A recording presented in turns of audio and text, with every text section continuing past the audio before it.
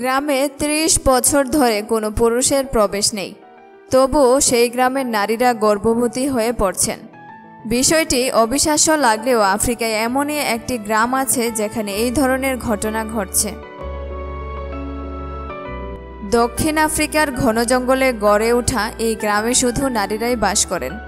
জানা গেছে যে প্রায় ২৫০ নারীর বাস সেখানে। গ্রামটির নাম উমোজা। ১৯৯০ সালে গ্রামটি গড়ে তোলেন ১৫ জন নারী। শোনা যায় ব্রিটিশ সেনারা এই ১৫ জন নারীকে ধর্ষণ এবং শারীরিক নির্যাতন করেছিলেন। তারপর থেকেই পুরুষদের প্রতি ঘৃণা জন্মায় ওই নারীদের মনে। এজন্য ঘন জঙ্গলের মধ্যে গ্রামটি গড়ে তোলেন তারা। একই সঙ্গে পুরুষদের প্রবেশ পুরোপুরি নিষিদ্ধ করে দেওয়া হয়। পুরুষদের সেখানে কোনোভাবেই প্রবেশের অনুমতি নেই। সেখানে কিভাবে গর্ভবতী হচ্ছেন নারীরা?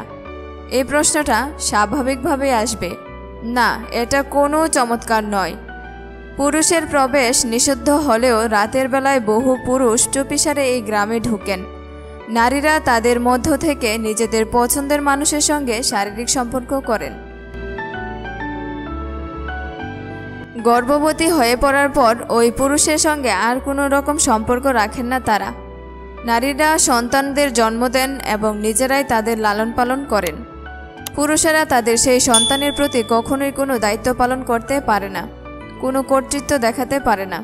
তাদের জীবনযাপনের সমস্ত দায়িত্ব থাকে নারীদের উপরেরই।